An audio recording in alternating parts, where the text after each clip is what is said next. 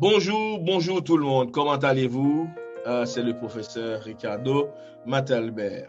Et je fais une petite vidéo pour vous aider pour les prochains devoirs et le prochain cours. Et surtout pour les nouveaux arrivants. Nous avions vu le week-end dernier et la prononciation de gamma et les diphtongues. Et nous avions fait une petite lecture et en l'évangile de Jean du verset 1er au verset 3.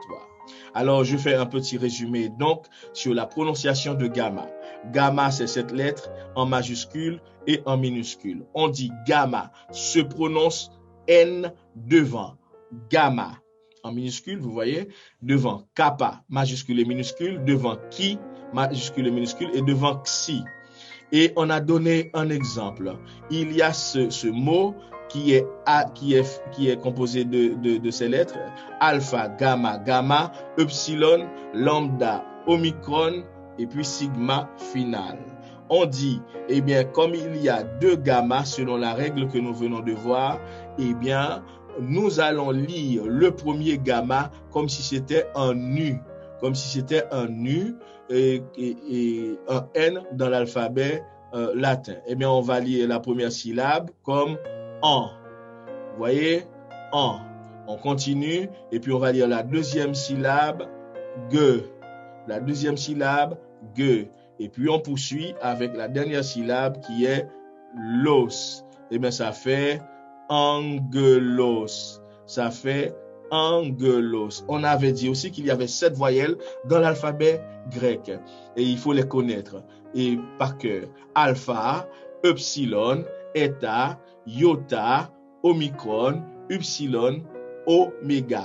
Alpha, epsilon, eta, iota, omicron, epsilon, oméga. On dit qu'elles peuvent se lire ensemble.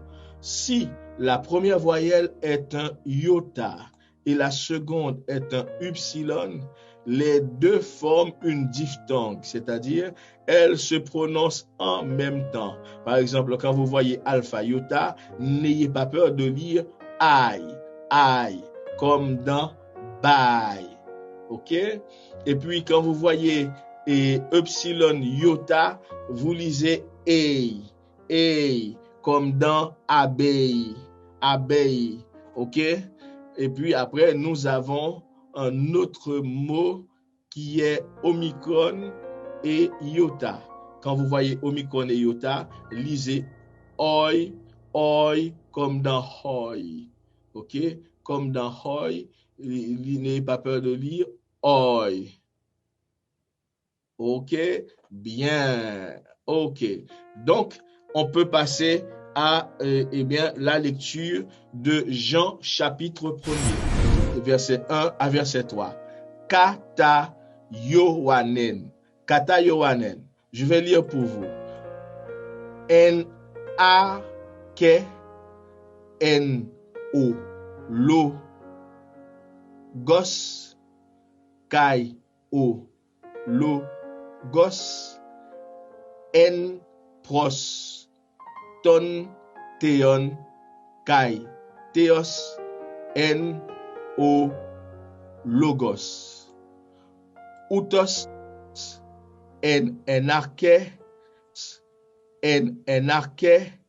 pros ton theon panta di otu egeneto kai choris otu egeneto ude en o gegonen. Vous voyez, j'ai lu lentement de telle sorte que vous puissiez voir chaque syllabe. Je relis maintenant plus rapidement, plus normalement. Enarche en ologos kai ologos en prostonteon kai theos en ologos. Utos en enarche prostonteon. Panta diotu egeneto kai choris otu egeneto ude en o gegonen. Voilà. J'espère que cette petite leçon vous aura aidé et surtout pour ceux qui sont en train d'arriver dans le cours et que vous pouvez comprendre les choses facilement. Je vous dis que Dieu vous bénisse et puis à très bientôt. Shalom, shalom, shalom. Bye bye.